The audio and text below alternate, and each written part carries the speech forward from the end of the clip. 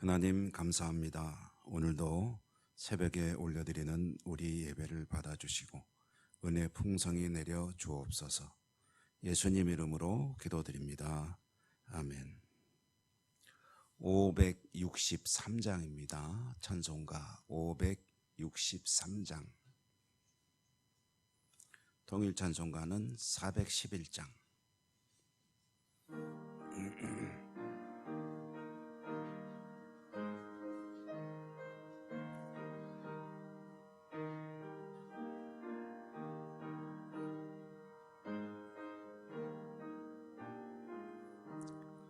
예수 사랑하심을 성경에서 배웠네. 우리들은 약하나 예수 권세 많도다. 널 사랑하심, 널 사랑하심, 널 사랑하심 성경에 쓰였네. 나를 사랑하시고 나의 죄를 다 씻어 하늘 문을 여시고 들어가게 하시네. 널 사랑하심, 널 사랑하심, 널 사랑하심 성경에 쓰였네. 내가 연약할수록 더욱 귀히 여기사 높은 보좌 위에서 낮은 나를 널 사랑하심, 널 사랑하심, 널 사랑하심 성경에 쓰였네. 세상 사는 동안에 나와 함께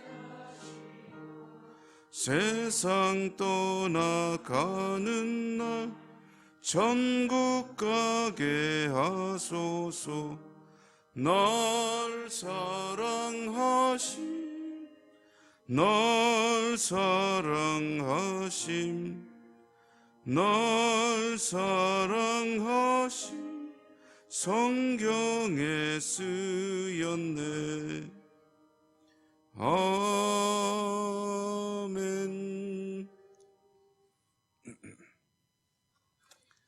오늘 사도행전 22장 30절입니다.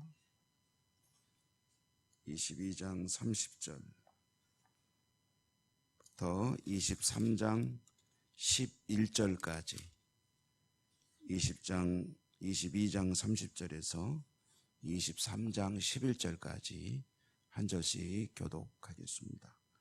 이튿날 천부장은 유대인들이 무슨 일로 그를 고발하는지 진상을 알고자 하여 그 결박을 풀고 명하여 제사장들과 온 공회를 모으고 바울을 데리고 내려가서 그들 앞에 세우니라.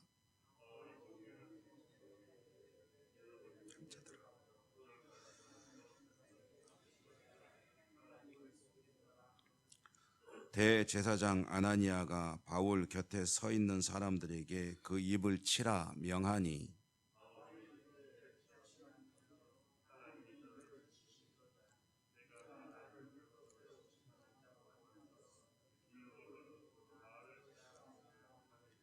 곁에 선 사람들이 말하되 하나님의 대제사장을 네가 욕하느냐.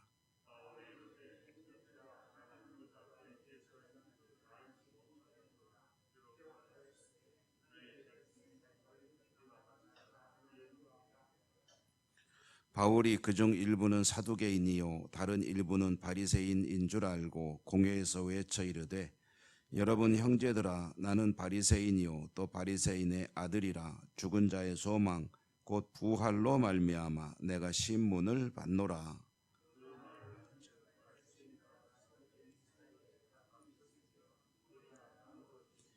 이는 사두개인은 부활도 없고 천사도 없고 영도 없다 하고 바리새인은 다 있다 함이라.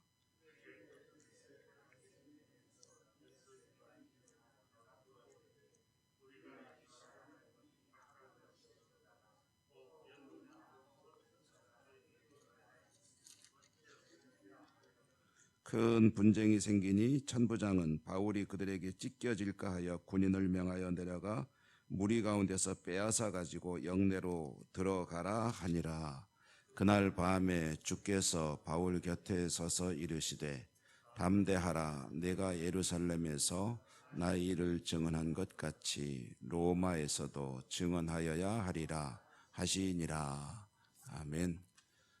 주님 은혜가 여러분과 함께 하시기를 기원합니다. 오늘 읽고 있는 이 이야기는 이제 큰 틀에서 보면 사도 바울이 3차 선교 여행을 마치고 로마로 가야 되겠는데 로마로 가기 전에 이방 교회들이 모은 기금을 들고 예루살렘으로 갔다가 이제 가려고 예루살렘으로 간 것이고 예루살렘으로 갈 때 성령께서 위험이 있을 것이다 예고하셨고 사람들이 다 말렸습니다. 다 말렸는데 그렇지만 성령이 인도하시고 또 복음을 증거하는 사명을 감당하기 위해서는 이제 험한 일이 있고 없고는 중요한 게 아니죠. 바울에게는. 그래서 예루살렘에 갔고 기금은 잘 전달했습니다. 예루살렘 교회도 굉장히 고맙게 잘 받았습니다. 이것은 분열되어 있고 서로 반목하고 있던 교회들이 일치를 이루는데 큰 그런 동기가 된 일이었죠. 그리고 바울은 이제 성전에 갔다가 같이 갔던 이방인들 때문에 이제 유대인들은 여러 가지로 오해를 하게 되죠.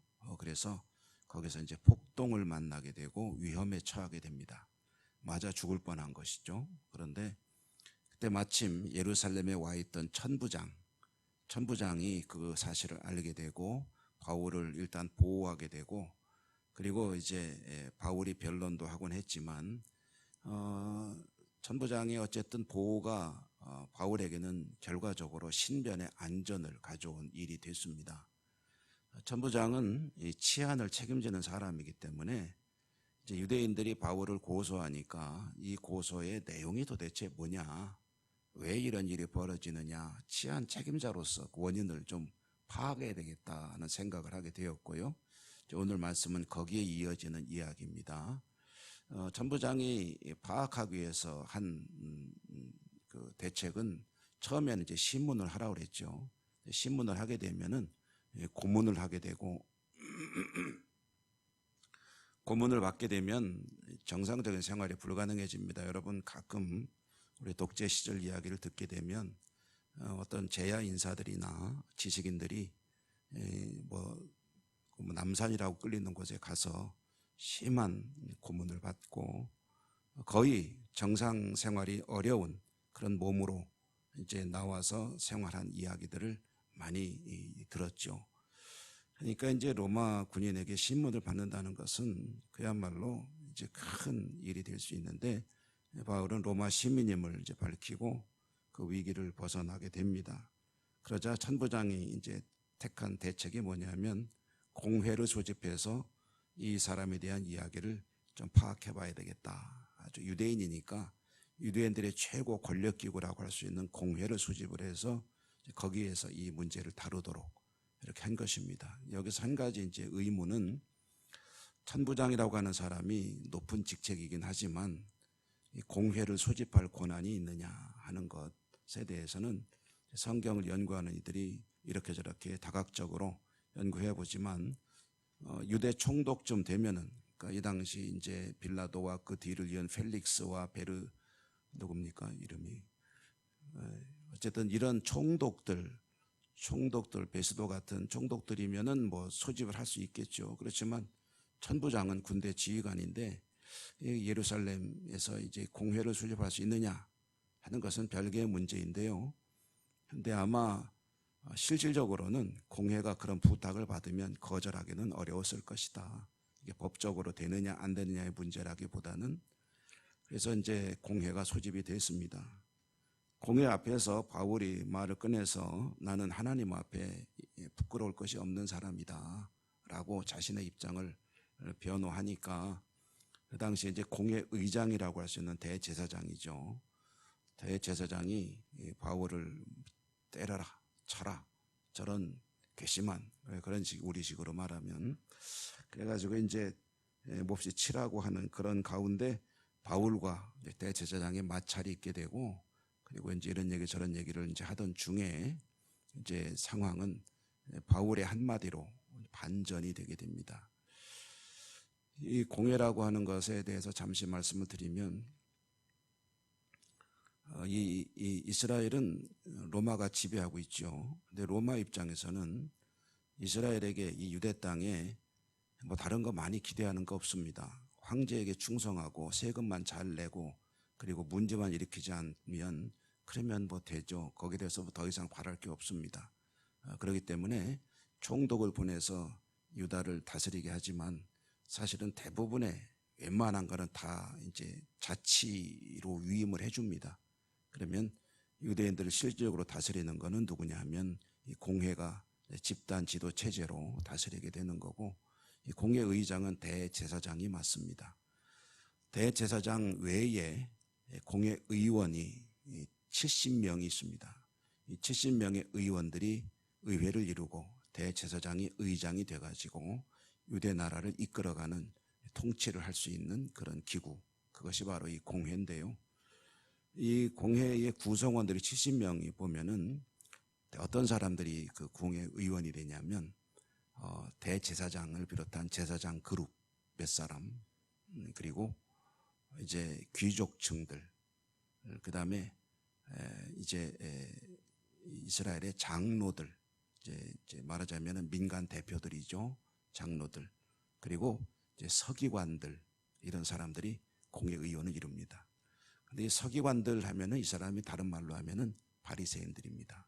그리고 이 대제사장이나 귀족층 이런 사람들은 다른 말로 하면은 사두개인들입니다. 사두개 계열과 바리새 계열. 그러면 사두개는 뭐고 바리새는 뭐냐 하면은요. 여러분 그 유대인들의 종교는 유대교거든요. 유대교는 딱 하나만 있는 게 아닙니다. 우리 기독교에 하나만 있는 게 아니잖아요. 우선 크게 보면은 가톨릭도 있고 개신교도 있고 또 무슨 정교회도 있고 수많은 교파가 있고 또 개신교회도 하나만 있는 게 아니잖아요. 장로교가 있고 감리교가 있고 성결교니 침례교니 이런 많은 교파들이 있고 또 장로교만 해도 또 하나만 있는 게 아니잖아요. 왜 이렇게 많은지 몰라요. 아무튼 엄청 많습니다. 엄청 많은데 그 유대교가 하나만 있겠느냐는 거죠. 유대교도 많은 파가 있습니다.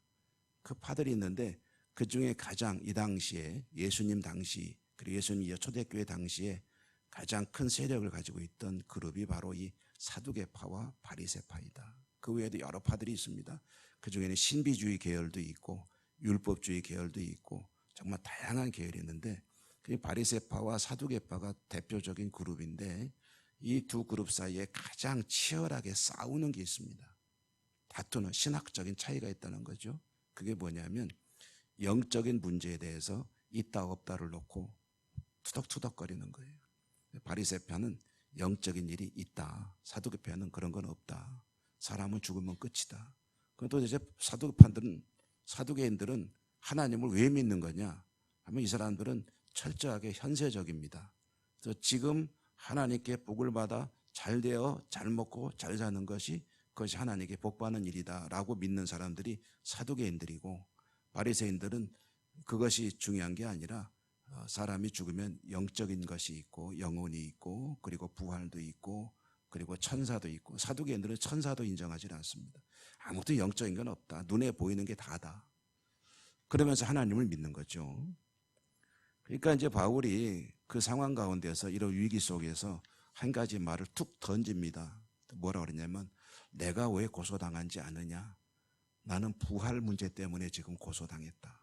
나는 부활을 믿는 사람이다. 내가 원래 바리새파 아니냐 라고 딱 한마디 하니까 공회원들이 지들끼리 싸우고 있는 거예요. 이제 바리새파는 저 사람 죄가 없다.